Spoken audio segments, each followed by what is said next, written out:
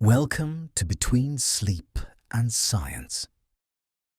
From the very instant the first human ancestor stood upright on the dusty savannah and locked eyes with the cold, flickering diamond dust of the night sky, a profound and restless question was etched into the very core of our species. Who is the architect of all this? Since that primal moment of wonder, thousands of years have drifted past us like autumn leaves caught in the current of a vast, silent river. Empires have risen in blinding golden glory, only to be reclaimed by the shifting, indifferent sands of time. Yet that original question has never faded. It is the ghost that haunts our history, and the whisper that drives our scientific progress. We hunt for its shadow in the hushed, incense-heavy silence of ancient stone temples. We trace its intricate outlines in the elegant, faded ink of sacred scrolls. We attempt to trap it within the sterile, high-tech lenses of modern laboratory microscopes.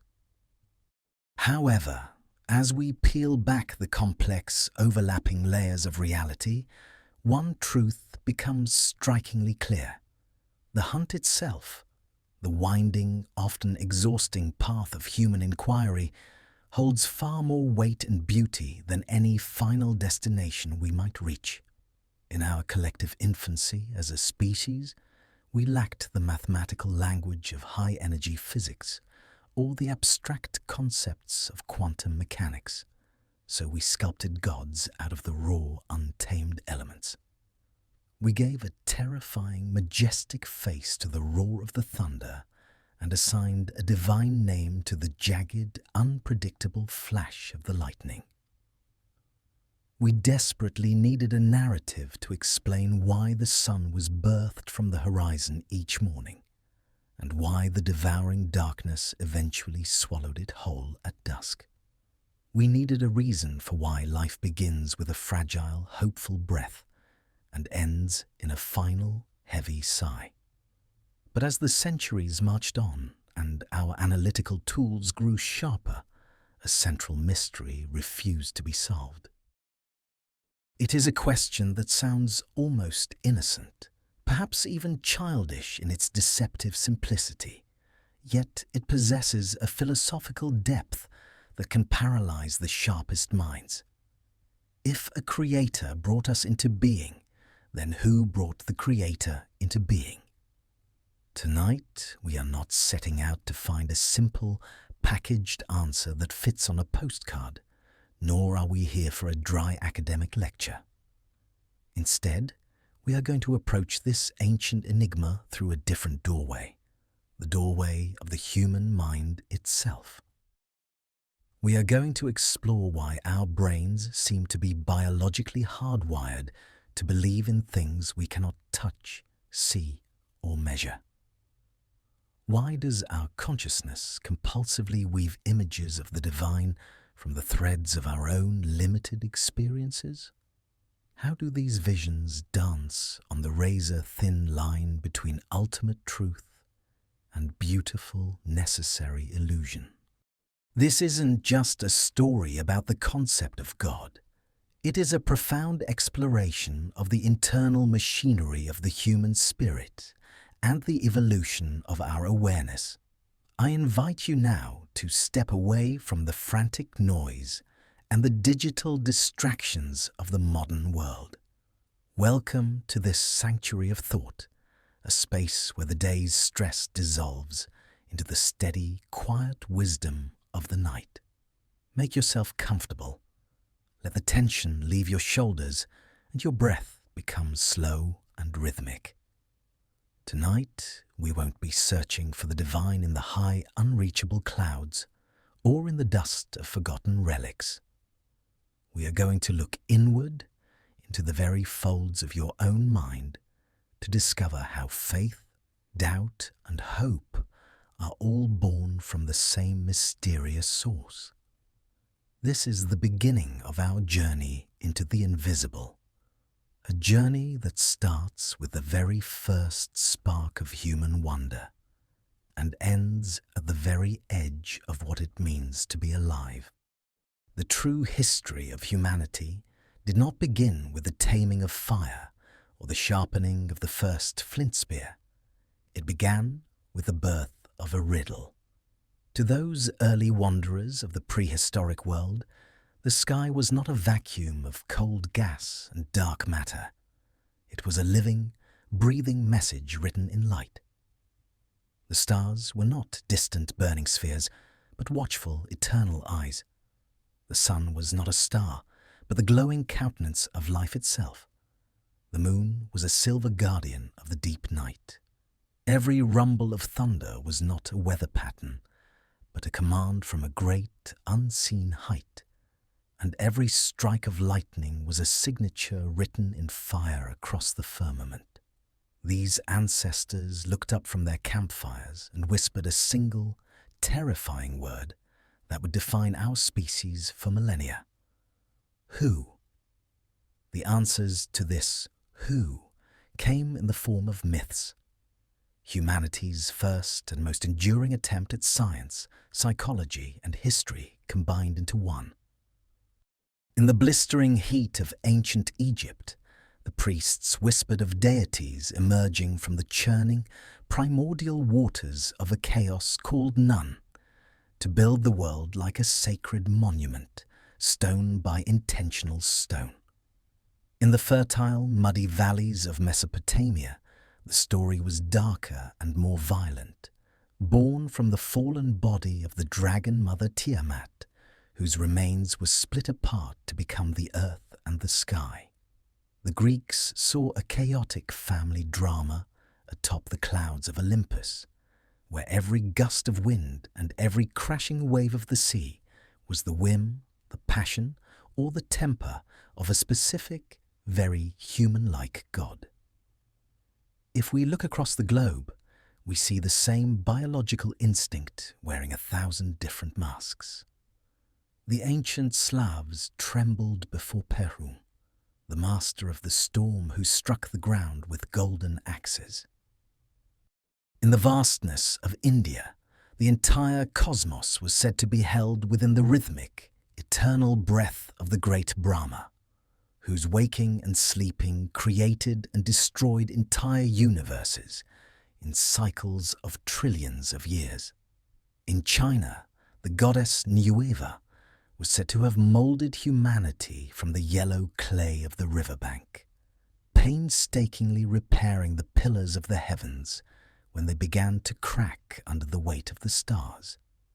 The Scandinavian sagas tell of a world carved from the frozen, massive body of the giant Ymir, while the Australian Aboriginals speak of the Dreamtime, a sacred era where ancestral spirits sang the rivers and mountains into existence through the power of melody.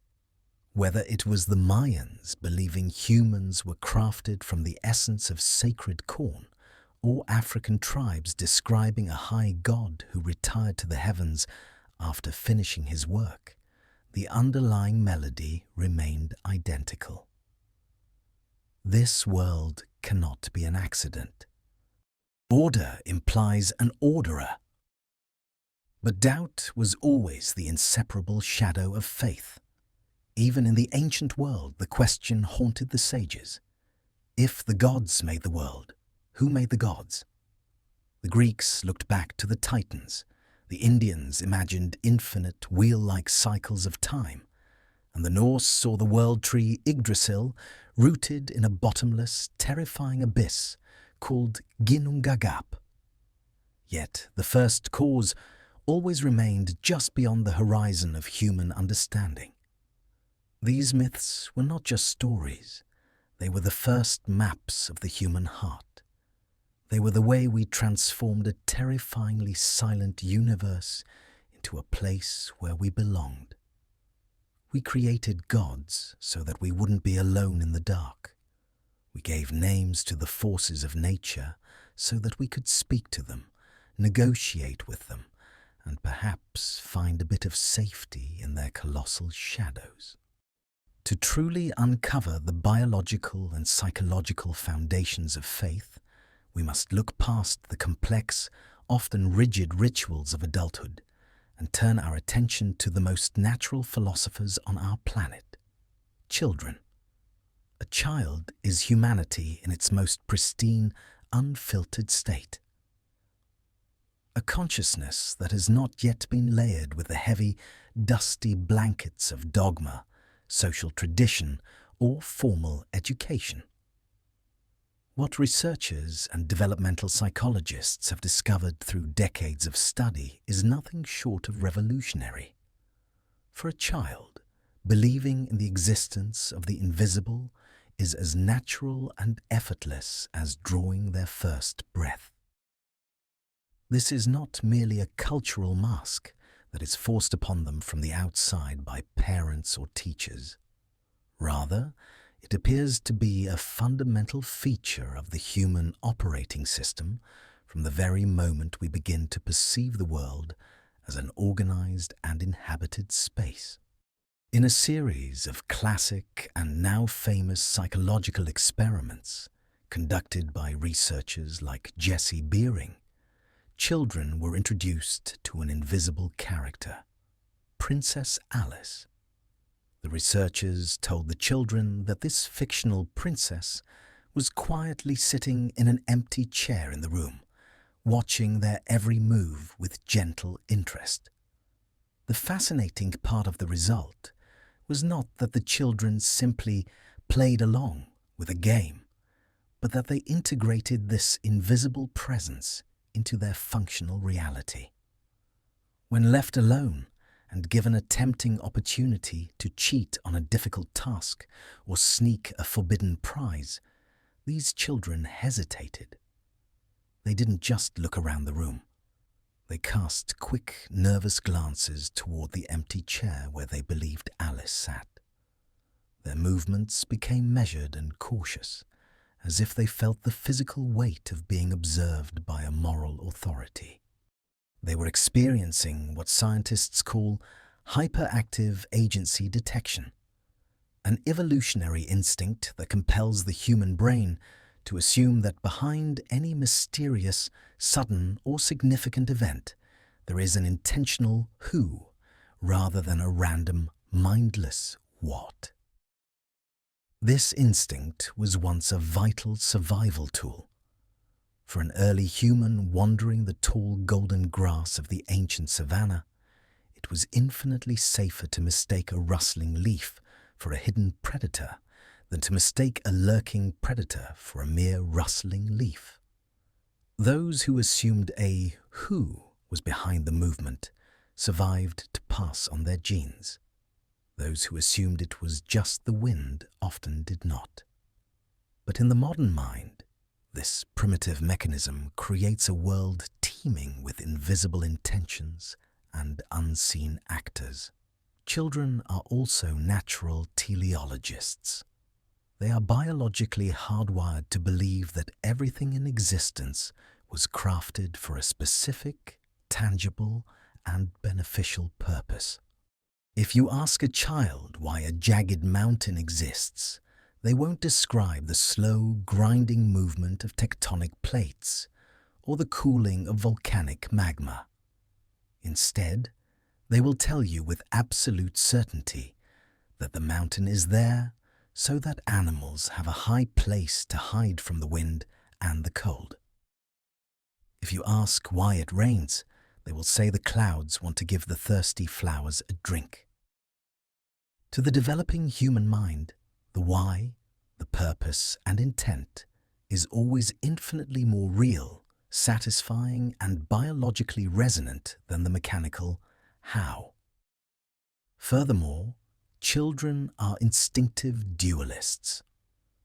Long before they ever hear a religious sermon or read a book on the philosophy of the mind, they find it remarkably easy to imagine that thoughts, feelings, and the self can exist entirely independently of the physical body. They believe that even if a person's body is gone or destroyed, the person's essence, their I, might still be hungry or happy or able to hear a secret whispered into the darkness. This mental flexibility provides the perfect soil for the concept of an eternal soul to take root without any formal instruction. We do not program children to believe in God. Rather, we meet them in a natural state where the universe is already alive, purposeful, and filled with invisible minds. As we grow, we may trade our stories of sun gods for the complex mechanics of gravity and thermodynamics. But that deep-seated hunger for a meaningful universe rarely vanishes. It simply goes underground, evolving into the complex, soul-searching questions that define our adult existence. We are, at our core, the children who never quite stopped wondering who is standing behind the curtain of the visible world, holding the threads of our destiny in their unseen hands. Our deep-seated relationship with the divine doesn't always begin with grand celestial visions or ancient dusty scrolls. Often, it starts with how we perceive and treat the simplest objects in our daily lives. There is a powerful psychological phenomenon known as essentialism, the deep-rooted gut feeling that everything in the world, from a pebble to a person, possesses a hidden, invisible essence that defines its true nature far beyond its physical appearance or its mechanical function. This is not a logical conclusion reached through careful deduction. It is a primal, almost magical sensation that you can likely feel in your own fingertips right now. It is the belief that things are infected or blessed by the history they have witnessed and the specific people who have touched them. Think about this for a moment. Would you be willing to wear a warm, comfortable sweater if you were told that it had once belonged to a notorious and cruel murderer? Even if the garment had been professionally cleaned, bleached and sterilized until not a single molecule of the previous owner remained, most people would still feel an instinctive, visceral shiver of revulsion. Logic tells us the cloth is clean, but our essentialist brain whispers that a dark shadow, a trace of that person's moral character, is still woven into the very threads of the fabric. We behave as if the object itself has been stained by the invisible essence of the wearer. This is the same reason why we treat a mother's old wedding ring or a grandfather's worn-out watch as if they are sacred treasures. We don't value them for the weight of the metal or the market price of the gold.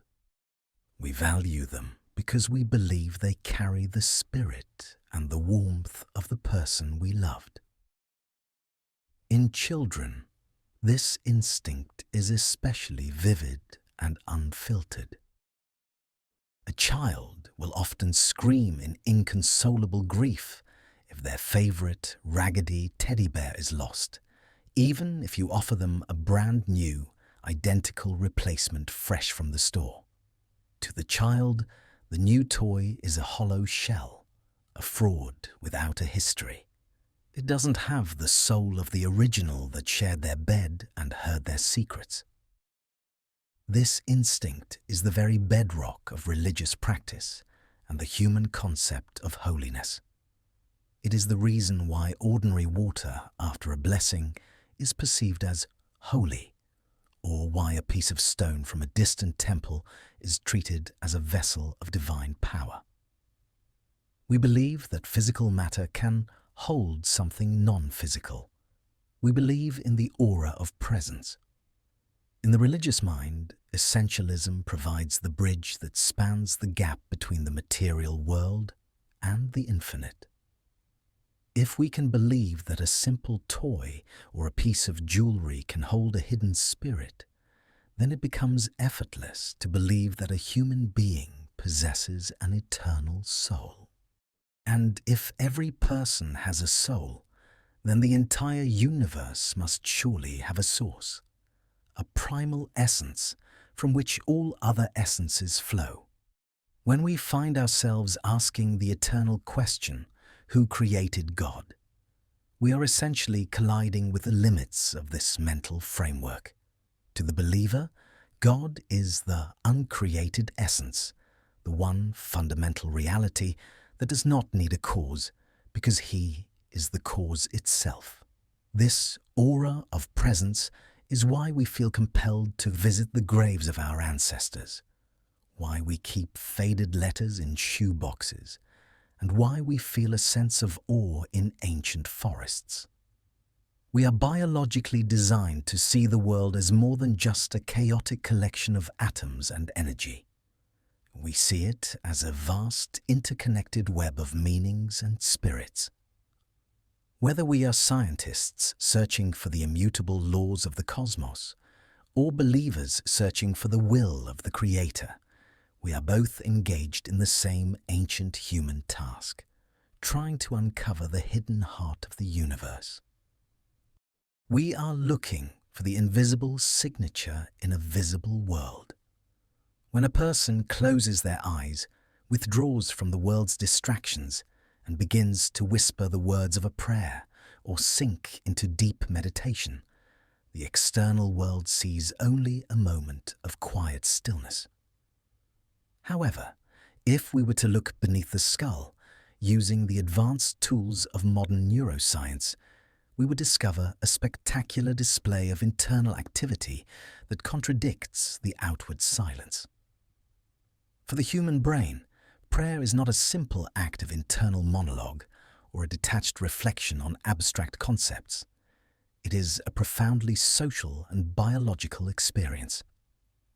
When scientists place a long-term believer or a practitioner of meditation inside an fMRI scanner, they observe that the neural networks responsible for social interaction and deep conversation, the same ones we use when speaking face-to-face with a dear friend or a trusted mentor, suddenly light up with intense energy. The brain does not perceive prayer as a shout into a dark, empty void. Instead, it behaves as though it is engaged in a dynamic, two-way dialogue with a living, listening presence. This neurological signature explains why a person of faith can say, with absolute sincerity and conviction, "I feel heard." The human consciousness is not merely imagining a conversation. It is physically and chemically adjusting itself to the state of communion. During these moments, the brain's attention system narrows its focus, filtering out the chaotic noise and sensory input of the external world. The frontal lobes, which manage complex thought, language, and logic, work in perfect harmony with the limbic system, the seat of our deepest emotions and survival instincts. This alignment creates a tangible sense of presence. It is not a logical proof found in a dusty book, but a lived reality experienced by the entire nervous system. The brain begins to regulate the body in response to this meeting. The rhythm of the heart evens out, the muscles of the face and neck soften, and the production of stress hormones like cortisol begins to plummet, replaced by a sense of calm. Prayer also functions as a sophisticated form of biological metronome. Different religious traditions across the globe have developed various techniques to enter this state, whether through the rhythmic chanting of ancient Sanskrit mantras, the soaring synchronized harmonies of a cathedral choir, or the repetitive tactile cycle of a rosary. These rhythms do far more than just sound beautiful to the ear. They synchronize our very biology. When a group of people chants or sings together, their breathing patterns and even their heartbeats eventually begin to beat as one. The brain receives a powerful primal signal of total community and absolute safety. In this state, The rigid, protective boundaries of the ego, the sense of I versus them, begin to dissolve, replaced by a feeling of grace or oceanic unity. For the researcher, this is a masterpiece of evolutionary biology designed to reduce social friction and internal anxiety. For the believer, it is the sacred moment where the soul touches the divine. Beyond the physical benefits, prayer serves a vital moral and psychological function as a safe space for the conscience. In the presence of what is perceived as an all-seeing observer, a person finds a unique, private language to speak with their own inner self. It creates a mental theatre where one can admit mistakes, process the weight of guilt, and ask for the strength to change without fear of earthly judgment. This act of confession has a measurable effect on the brain's health. By externalizing our internal conflicts, by giving them a name and speaking them to an invisible, non-judgmental addressee, we allow the brain to resolve tension and restore internal order. The God of the mind acts as a cosmic mirror, helping us to see our own lives with greater clarity, compassion, and perspective. Whether we view this as a divine encounter or a brilliant psychological survival mechanism, the result is the same. It provides a stable anchor for the human spirit in an unpredictable and often overwhelming world. To truly understand why the question of God has survived every scientific revolution and every social upheaval, we must look past our culture and deep into the specific biological blueprints of the human mind. We are the only creatures on this planet who do not merely exist within a physical world of objects and reactions. We live in a sophisticated world of intentions, narratives, and mental models. This incredible leap in evolution is made possible by a cognitive tool known to scientists as theory of mind, TOM. Theory of mind is our unique, innate ability to look at another being and realize that they possess a hidden internal world, desires, secrets, private knowledge, and perspectives that may be entirely different from our own. It is the reason a toddler hiding a stolen sweet behind their back can look at their mother and understand that her mind does not contain the information they possess. This mental layering, the ability to think about what others are thinking, is the secret biological doorway to the divine. If our brains are designed to create complex mental models for the people we can see and touch, we are naturally, almost inevitably, equipped to do the same for a mind we cannot see. We possess the hardware to project a consciousness or a will onto the vast silent fabric of the universe itself, transforming the cold vacuum of space into a living, purposeful entity. Working in tandem with this is our second cognitive pillar, the gift of language. Unlike the signals used by animals to communicate immediate states of danger or hunger, human language allows us to traverse the dimensions of time and space. We are the only species capable of discussing the long ago and the yet to be. We can debate concepts that have no physical weight, no color, and no mass. Concepts like justice, honor, and eternity. Language gives a tangible, rhythmic shape to the invisible void. It allows us to build invisible cathedrals out of nothing but breath and sound. When we pray or recite sacred texts, we are using the structural power of language to bridge the immense gap between our fragile, physical reality and the infinite. Without the scaffolding of language, faith would remain a vague, fleeting sensation in the gut, a shiver in the dark. But with language, it becomes an address, a name, a set of laws, and a history. It creates a shared symbolic dome where thousands or even millions of people can believe in the same invisible protector, moving together toward a common goal. There is, however, a much more poignant and heavy side to the gift of human intelligence: our absolute, unwavering awareness of our own mortality. We are the only creatures on Earth burdened with the conscious certainty that our time is a finite resource. This knowledge of the end, the realization that the I will eventually cease to be, is perhaps the greatest engine of religious thought in the history of our species. From the very first Paleolithic burials, where our ancestors painstakingly laid their dead to rest with carefully placed flowers, beads, and flint tools, we have been trying to negotiate with the silence of death. We refuse to believe that a person, a repository of stories, love, and wisdom, is just a sum of biological parts that simply stops functioning. This awareness forced us to become counterfactual thinkers. Our minds develop the capacity to imagine a world that is not here, a world beyond the grave, a world where the lost are found and where justice is finally served.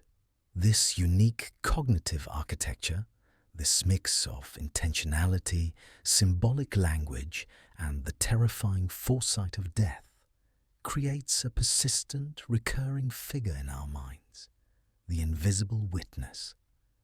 Even when we are completely alone, we act as though there is a witness to our integrity. We keep promises that no one else knows about. We follow moral laws, even when no one is watching. We feel a sense of pride or shame in the privacy of our own thoughts.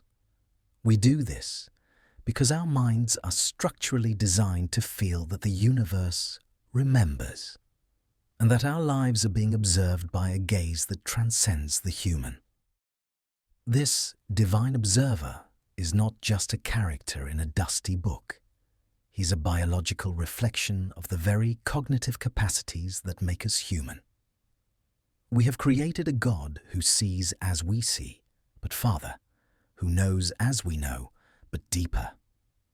As we continue this journey, we will see how this internal witness becomes our greatest shield and our most reliable anchor when the cold winds of chaos begin to blow and the physical world seems to lose its logic. Human history is a relentless, often brutal procession of catastrophes that seem to defy any sense of order or mercy. We see earthquakes that erase ancient cities in a matter of seconds, ruthless pandemics that sweep across continents claiming millions of lives, and the devastating, senseless violence of wars that turn flourishing civilizations into smoldering heaps of ash.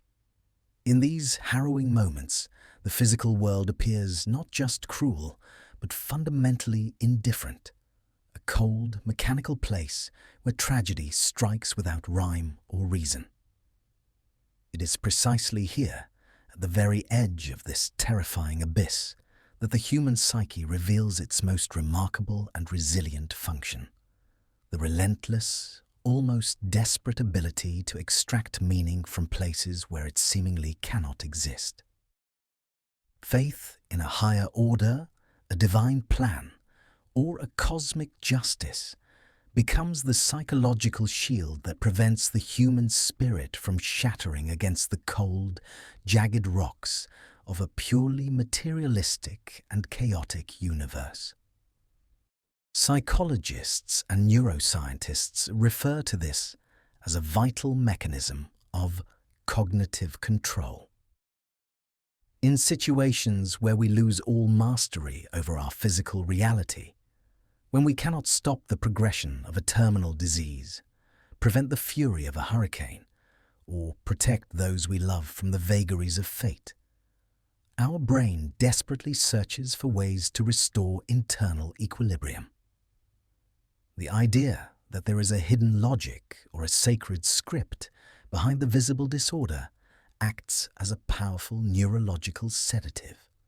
Research consistently shows that individuals who believe their suffering has a hidden purpose, or that their pain is a necessary chapter in a much larger cosmic story, handle post-traumatic stress with significantly higher resilience and lower rates of depression. To our biological hardwiring, a difficult or painful plan is infinitely more tolerable than no plan at all. We biologically abhor a vacuum of meaning, just as nature abhors a vacuum of matter. We have a vital evolutionary need to feel that our tears are not falling into a hollow, silent, and uncaring void. This is the God of the gaps, but not just in knowledge. It is the God who fills the gaps in our emotional security. This mechanism is deeply intertwined with the human concept of a moral universe. We possess an innate, almost unshakable desire to believe that the scales will eventually be balanced, that good will ultimately be rewarded, and that evil will be held to account, if not in this physical life, then in some alternate reality or afterlife that transcends our current perception. Believing in God as the supreme judge or grand architect provides the psychological strength to continue the struggle for justice and decency, even when the odds of success appear to be zero.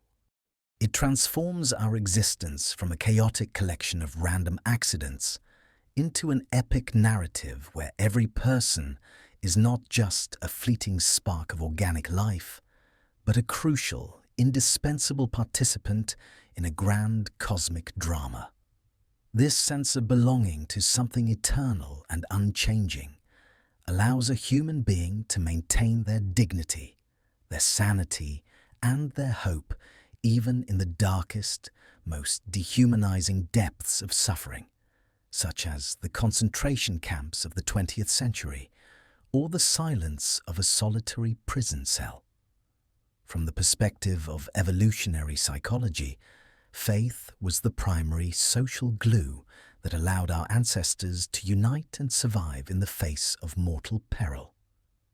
A group of humans bound by a common belief in a higher protector and a shared moral code was infinitely more disciplined, more self-sacrificing, and more resilient to the crippling effects of stress than a group of disconnected, self-interested skeptics.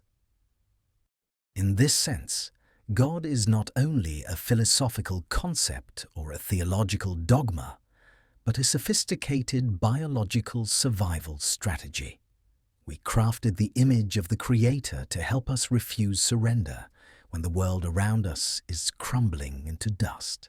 By seeing a pattern or a will in the chaos, we find the internal permission to take the next step, to rebuild what was lost, and to believe, against all evidence, that the future is still worth reaching. When we attempt to visualize the Creator or describe the attributes of the infinite, our imagination inevitably collides with a single, immovable wall. We cannot truly conceive of a reality that exists entirely outside the boundaries of our own human experience.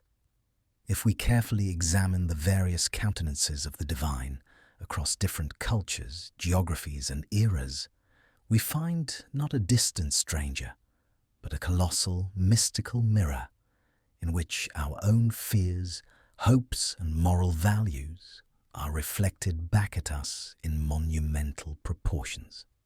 The ancient philosopher Xenophanes famously remarked with sharp irony nearly 25 centuries ago that if oxen, horses, or lions had hands and could paint, they would depict their gods in the image of oxen, horses, and lions. Today, this profound observation is being validated by the cold, precise data of modern cognitive neuroscience. Our brains construct the image of God using the very same neural networks responsible for self-awareness and the understanding of other human beings. Fascinating experiments using functional magnetic resonance imaging, fMRI, have revealed a startling neurological truth about the nature of belief.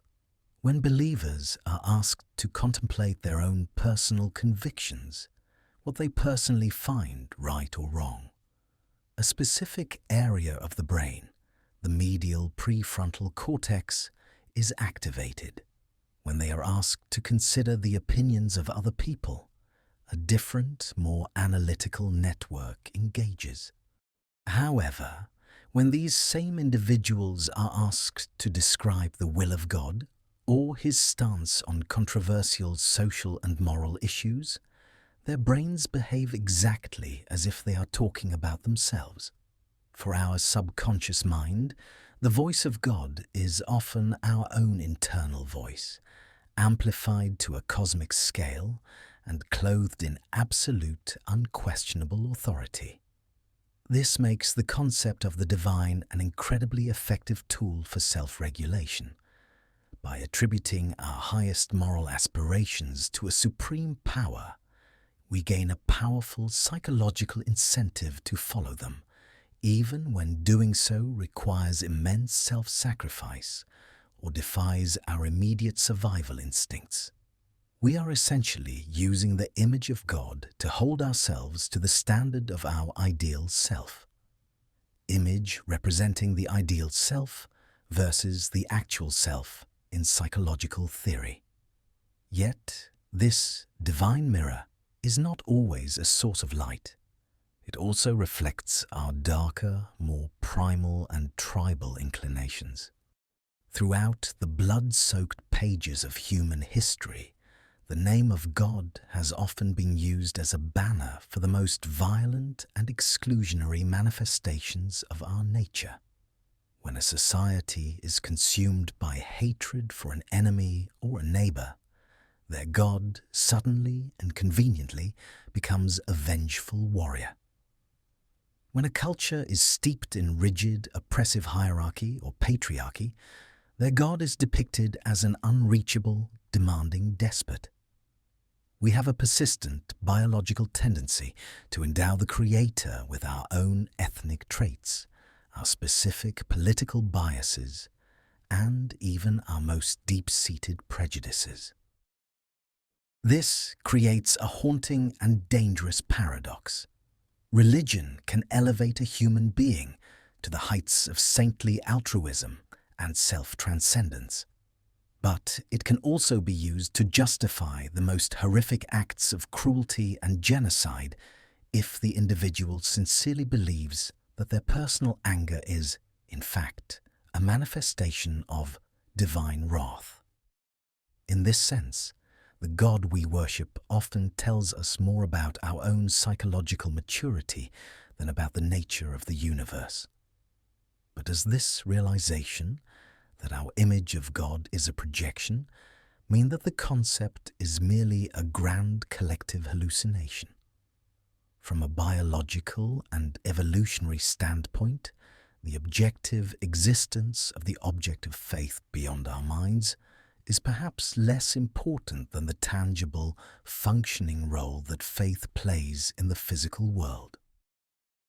If a belief in a just and merciful observer makes a person kinder to their neighbor, or if it grants them the supernatural strength to forgive an otherwise unforgivable injury, then that belief is a real, functional force in our reality. We are a species that creates meaning to survive in a world that often seems to have none.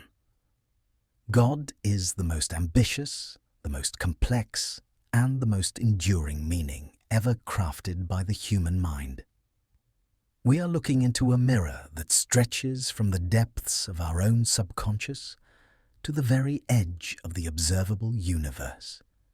And in that reflection, we are slowly, painfully learning what it truly means to be human. We are discovering that the qualities we attribute to the divine, love, justice and mercy are the very qualities we must cultivate within ourselves if we are to survive the darkness. When the cold, analytical instruments of logic reach their absolute limit, and the structured, rigid language of philosophy begins to fracture under the weight of the unknown, the human spirit inevitably pivots toward the realm of direct, visceral experience. Throughout the long and winding history of our species, in the profound, silent isolation of desert caves, within the claustrophobic stone walls of monastic cells, and at the fragile, flickering bedsides of the dying, there has always existed a unique category of experience that feels like a deliberate step over the invisible threshold of our material reality. We call these mystical encounters, and they represent perhaps the most enigmatic and deeply personal chapter in the grand story of the human mind.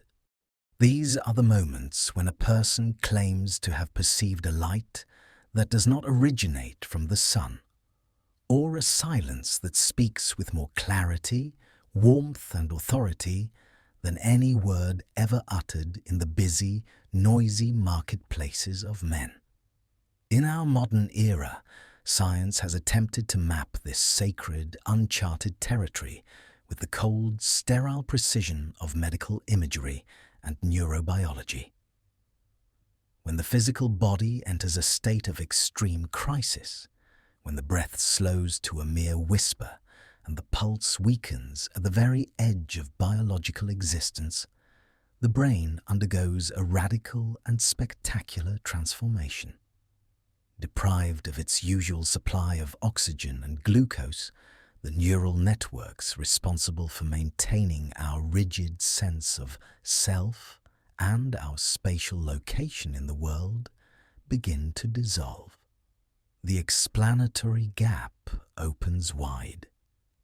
Near-death experiences, NDEs, often share a striking universal vocabulary that transcends culture, language, and era. The sensation of floating weightlessly above one's own physical shell, the transit through a tunnel of profound velvety darkness, and the eventual arrival at a barrier made of pure, welcoming clarity. From a strictly materialistic perspective, skeptics argue that these are merely the final desperate fireworks of a failing nervous system, the brain's chemical attempt to make sense of its own shutdown by firing random signals in the visual cortex. Yet, for the individual who actually returns from this psychological threshold, the cold biological explanation feels woefully insufficient, almost insulting in its simplicity. They do not describe a random burst of dying neurons. They describe an encounter with an ultimate reality that feels more real than the solid world they left behind. These experiences frequently produce a complete and permanent revolution in a person's moral and internal architecture. They lose their lifelong fear of death. They become significantly softer in their judgments of others. They move through the world with a renewed, unshakable sense of compassion and global interconnectedness. If this total internal revolution is merely triggered by a glitch or a short circuit in the brain, we are left with a staggering paradox. Why would a random biological error result in such profound, positive ethical growth?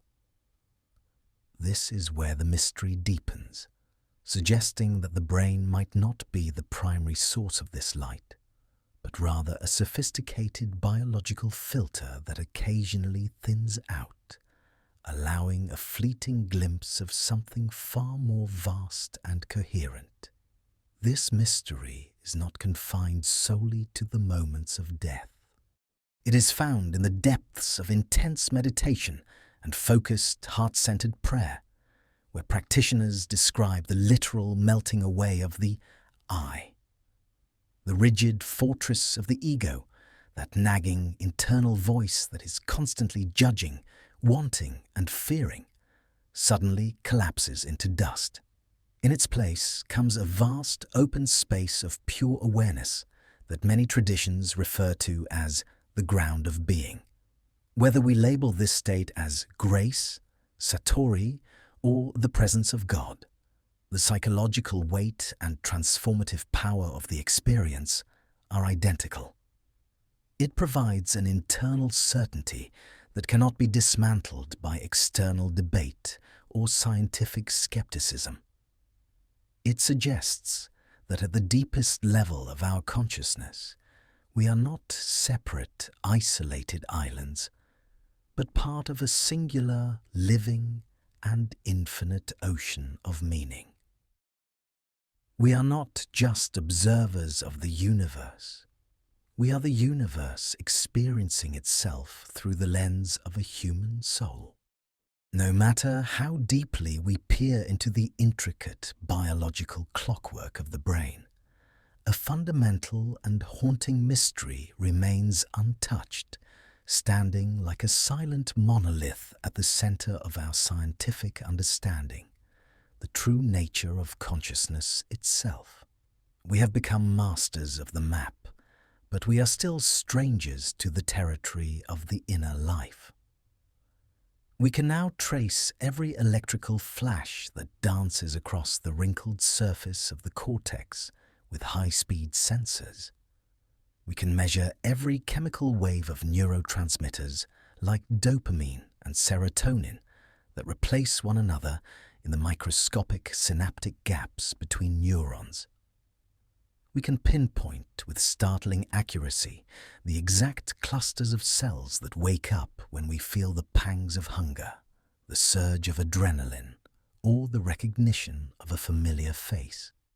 But between these physical facts, the firing of a neuron, the flow of an ion, and the actual subjective feeling of being alive, there remains a profound and seemingly impassable silence. Scientists and philosophers call this the hard problem of consciousness. It is the gaping canyon between the machine and the experience. To illustrate this, think of the color red. Science can explain the wavelength of light hitting your retina and the specific neural pathway it travels to reach your visual cortex. But science cannot explain the redness of red, the internal, vivid quality of the color as you perceive it. This subjective experience is what philosophers call qualia. It is within this very gap, this space where matter somehow transforms into meaning and biology blossoms into being, that the concept of the divine has always made its most resilient home. For many thinkers, this persistent internal light is not just a secondary byproduct of biological complexity, but the primary evidence of something sacred. If we are merely a sophisticated collection of atoms, a biological computer made of meat and bone, why do we feel as though we possess an I, a central soul that can stand apart and observe those atoms? Philosophical traditions throughout history have wrestled with this duality. Some, like the Cartesians, argued that the mind is a separate substance entirely, a ghost in the machine, a breath of the divine trapped temporarily within a vessel of clay. Others, leaning toward modern panpsychism, suggest that consciousness is not something the brain creates, but something the brain tunes into. They argue that consciousness might be a fundamental property of the universe itself, as basic and universal as gravity or electromagnetism, and that our brains act as highly tuned receivers or transmitters for this cosmic signal. In this light, the definition of God undergoes a radical transformation. God is no longer a thing or a person located somewhere in the distant, icy reaches of the stars, acting as a cosmic puppeteer. Instead, God becomes the very space of awareness in which the entire universe arises, exists, and eventually falls. This perspective shifts the religious quest entirely. If God is the ultimate depth of reality, the very foundation of awareness, then the search for the Creator is not a journey across the galaxy or a pilgrimage to a far-off temple. It is a journey into the very center of your own attention, here and now. This is why the great mystics and sages of the axial age, from the writers of the Upanishads to the early desert fathers, emphasized silence and the practice of looking inward. They realized that the external world is a storm of changing forms, but the observer within is still. They understood that when the noise of the external world is muted and the constant, frantic chatter of the internal ego is stilled, what remains is not a terrifying nothingness, but a radiant, non-dual presence. This inner light is the common thread that binds the human family together across time and space. It is the reason why we can feel a sudden, inexplicable surge of empathy for a complete stranger, or a sense of bone-deep awe when looking at a nebula through a telescope. In those moments, we are recognizing the same universal consciousness in the other that we feel in ourselves. As we stand at the threshold of a new era, one increasingly dominated by the rise of artificial intelligence and the mind-bending discoveries of quantum exploration, the mystery of our own awareness only grows more acute. We are beginning to build machines that can mimic human speech, solve complex equations, and even create art. But can a machine ever truly feel the grace of a prayer? Can an algorithm, no matter how complex, experience the visceral awe of the infinite or the crushing weight of a moral choice? Most philosophers would argue that while a machine can simulate the behavior of a person with haunting accuracy, it lacks that inner spark, that subjective flame that defies mathematical description. This spark is our most direct, unmediated connection to the mystery of God. It is the part of us that is, in a sense, uncreated, the silent witness that observes the passing parade of our thoughts, our aging bodies, and our changing emotions with a quiet, eternal gaze. By exploring the depths of our own consciousness, we are doing more than just studying biology. We are participating in the ancient, sacred dialogue between the creature and the Creator. As human civilization began to mature, and the flickering torches of the ancient world gave way to the steady, disciplined light of organized thought, the vivid, colorful myths of our ancestors began to feel like clothing that had become too restrictive. The human mind, having mastered the basic survival of the wilderness, started to demand more than just stories of warring deities and capricious spirits. It demanded a principle, a logic, and a grand structure that could hold the collective weight of an expanding world. This monumental transition marked the birth of philosophy, where the divine underwent a radical transformation, shifting from being a character in a legendary drama to becoming a fundamental, immutable law of existence. God was no longer just a powerful figure sitting atop a mountain throwing lightning bolts in a fit of temper. God became the Logos, the underlying reason, the cosmic proportion, and the mathematical harmony that prevents the universe from collapsing into a chaotic heap of coincidences. In the sun-drenched squares of ancient Greece, thinkers like Heraclitus whispered about an eternal living fire, an intelligence that governed the flow of all things, asserting that all things are one.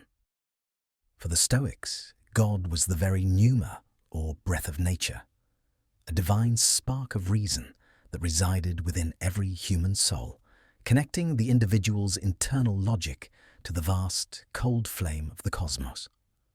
This was a revolutionary shift in human perspective.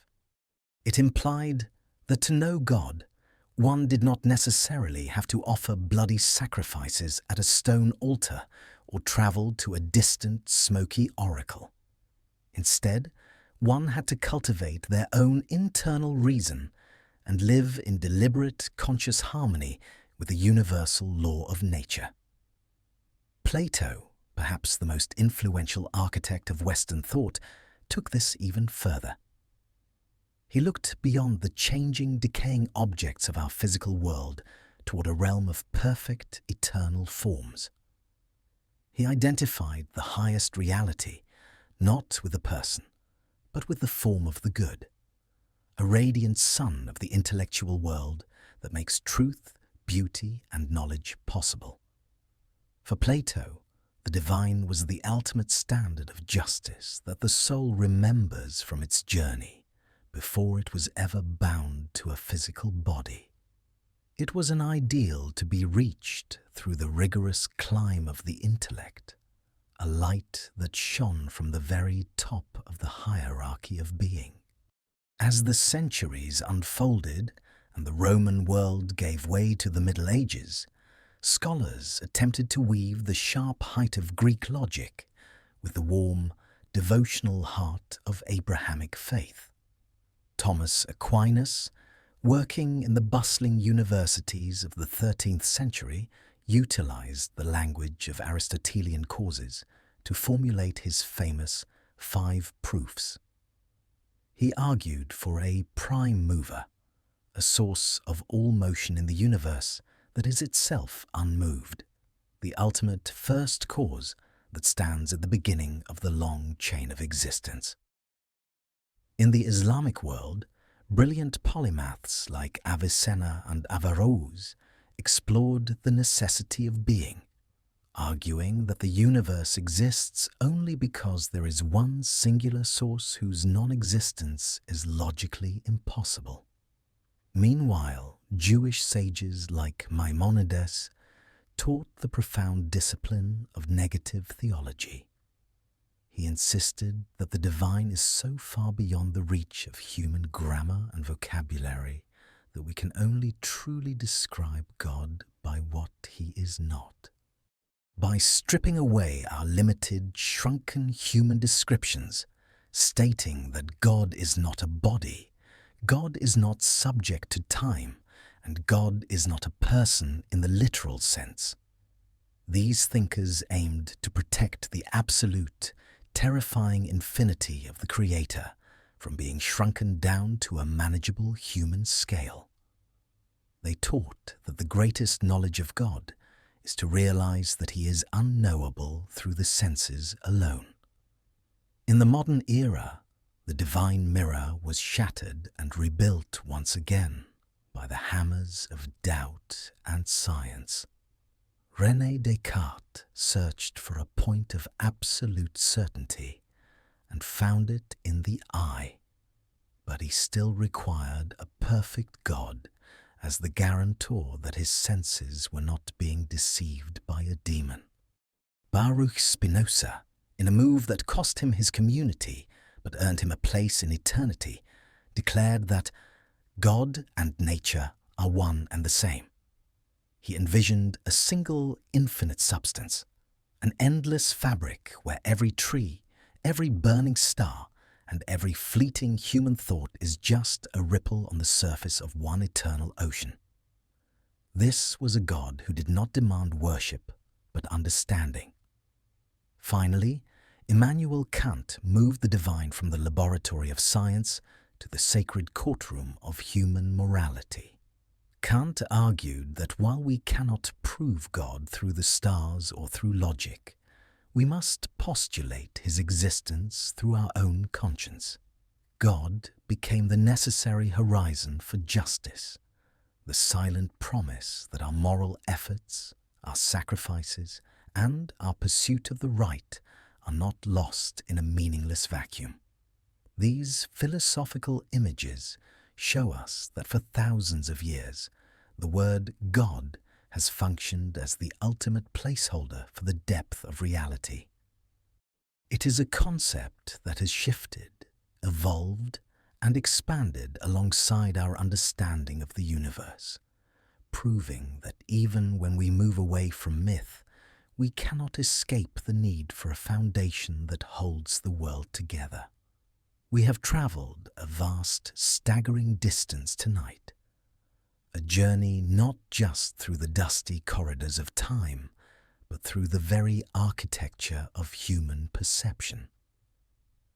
We have wandered from the flickering, smoke-filled campfires of our earliest ancestors, where the first myths were whispered in fear and awe, to the sterile, high-tech halls of modern neuroscience, and finally to the soaring, abstract heights of global philosophy.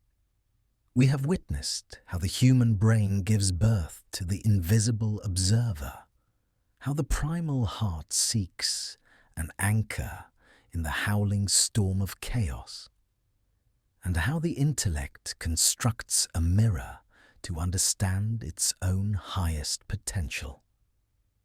But as we reach the final, most profound chapter of this long odyssey, we must address the most practical and haunting question of all. What does this entire journey mean for the way we actually live our lives, here in the tangible world of breath, bone, and heartbeat? For the vast majority of human beings who have ever walked this earth, the concept of God has not been an abstract mathematical puzzle to be solved or a cold debate for a lecture hall. Instead, it has been the thread of meaning, the vital, invisible string that holds the scattered, often chaotic beads of our daily existence together. Without this thread, life can feel like a disjointed series of random accidents, a sequence of breaths leading to a silent and inevitable end. But with it, every moment, no matter how small or seemingly insignificant, becomes a deliberate part of a cosmic tapestry. Meaning is not a luxury, nor is it a decorative accessory to the human experience. It is a fundamental biological and psychological necessity.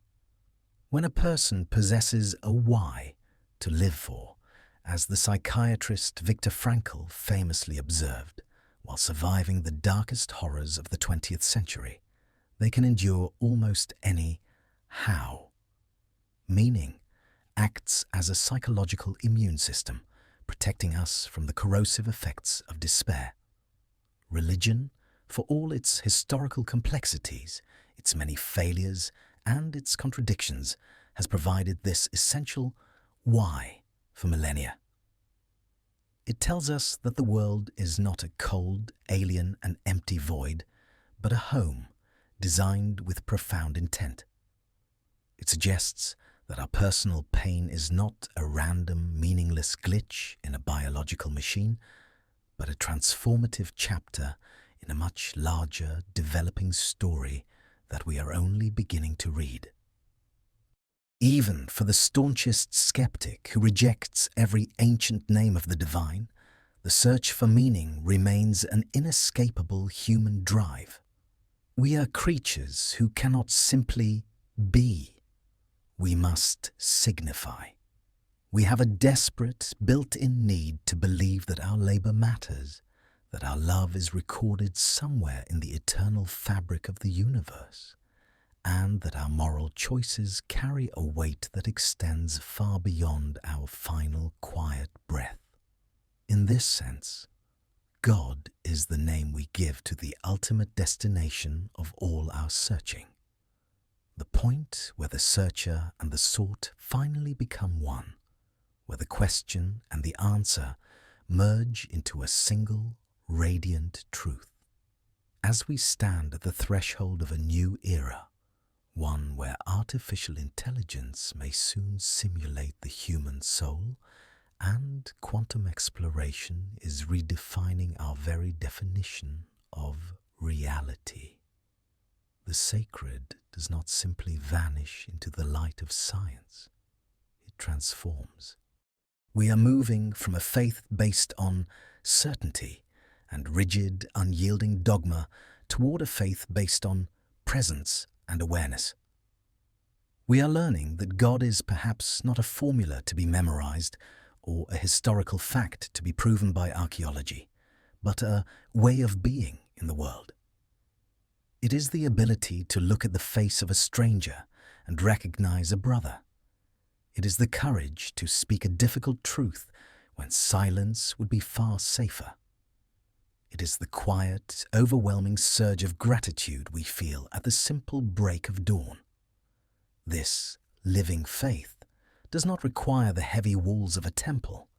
Its altar is the human heart, and its primary ritual is the simple, humble act of mercy. It is the realization that if we seek a creator who is loving and just, we must first become the instruments of love and justice ourselves.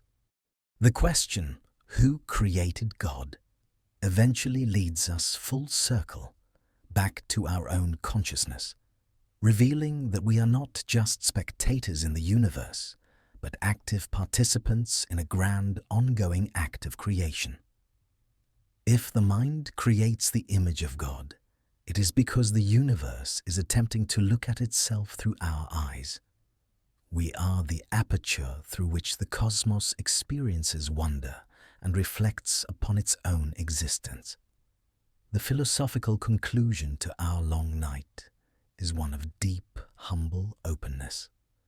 We may never reach a final objective answer that satisfies every scientist in the lab and every saint in the cathedral. But perhaps the search itself is the ultimate answer we were looking for. As long as we keep asking, as long as we keep looking up at the stars with wonder and inward at our own awareness with honesty, the flame of the sacred remains alive and burning. It is the quest that defines us. It is the movement toward the light that gives our lives their unique shape, their dignity, and their enduring beauty. You are a vital part of this great mystery, a unique, irreplaceable spark in a vast, unfolding consciousness. The atoms in your body were forged in the violent hearts of dying stars, yet you have the capacity to pray, to hope, to dream, and to love. As you prepare now to let go of these heavy thoughts and drift into the restorative, dark silence of sleep, do so with profound knowledge that you are not alone in the night. The universe is not a silent, dead void. It is a profound, living conversation, and you are one of its most essential and beautiful voices. Do not fear the unknown, for the unknown is simply the territory of the next great discovery. Close your eyes now. Let the steady, ancient rhythms of the night wash over you and carry you away into the deep. Trust the morning to find you. Trust the long, mysterious journey of your soul. And above all, trust the quiet, eternal light that shines within you, even when the world is dark. The mystery is not a problem to be solved, but a reality to be experienced, cherished, and lived. Good night.